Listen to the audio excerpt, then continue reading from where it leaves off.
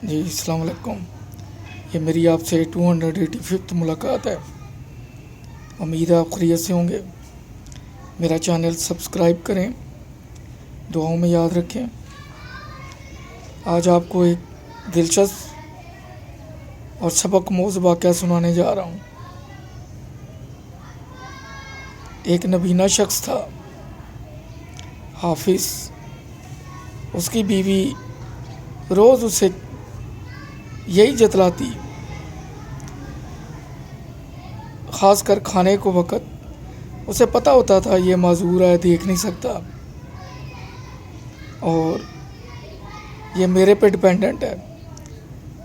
تو وہ ہیلوں بہانوں سے کوئی نہ کوئی تنکا ضرور لگاتی تھی، اور پھر اکثر مہینے میں 1-2 دفعہ یہ بھی کہہ دیتی تھی کہ میاں جی کاش تہاڈیاں اکھاں ہوندیاں تے تسی دیکھتے میں کڈی سونی ہے۔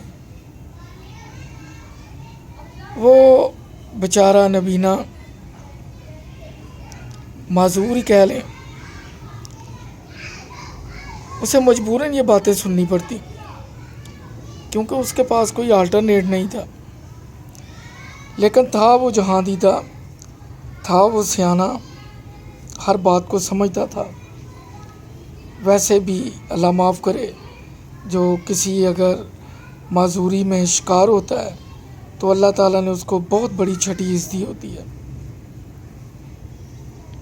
اس کی سوچ کا معیار دوسروں سے بڑا مختلف ہوتا ہے۔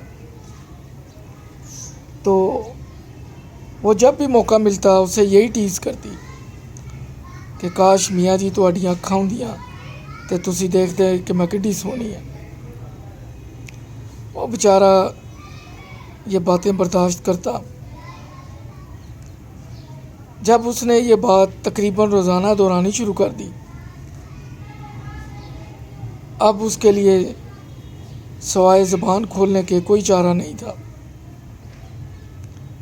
تھک ہار کے ایک دن اس نے کہا، پلیے لوکے، اگر تو ایڈی سونی ہوندی تے تیری شادی کسے انے نال نہیں سی ہونی، یعنی اگر تم اتنی خوبصورت ہوتی تو تمہاری شادی مجھ جیسے اندھے کے ساتھ نہیں ہونی تھی۔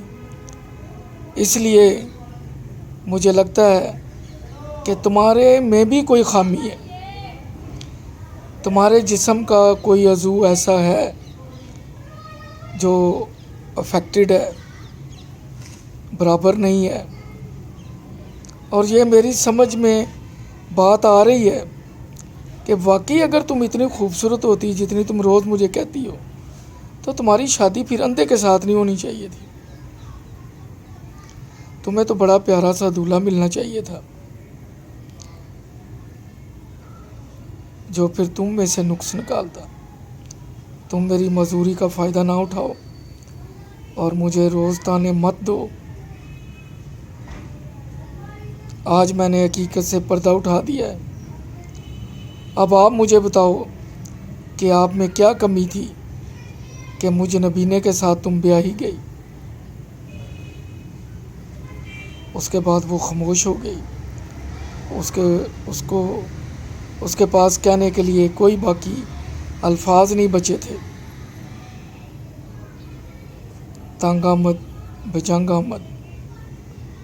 جب آپ کسی کا گلا دباتے ہیں تو اگر اس کی آنکھیں نکلتی ہیں تو اسے مت کہیں کہ تم مجھے میری طرف آنکھیں نکال کے دیکھ رہے ہو۔ کسی کو اس مقام پہ مت لے جائیں کہ وہ پھر آپ پہ انگلی اٹھائے۔ آپ اسے نبینا کہتے جائیں، آپ اس کو احسان جتلاتے جائیں، لیکن یاد رکھیں کہ آپ میں بھی بہت بڑی کمی ہے جو شاید میاں کو بھی پتہ ہو، لیکن وہ ذکر نہیں کرتا کیونکہ وہ رہتا تمہارے پاس ہے، کوئی غیر تو تمہارے پاس رہتا بھی نہیں ہے۔ اس لیے بہتر ہے کہ بار بار کہنے سے خاموش رہو تاکہ تمہاری بھی عزت رہے، اور پنجابی میں کہنے نے دوجے دا بھی لنگ پردہ رہے۔ اجازت چاہوں گا، اگلی ایپیسوڈ میں پھر ملاقات ہوگی۔ اللہ حافظ۔ میرا چینل سبسکرائب کیجیے، دعاؤں میں یاد رکھیے۔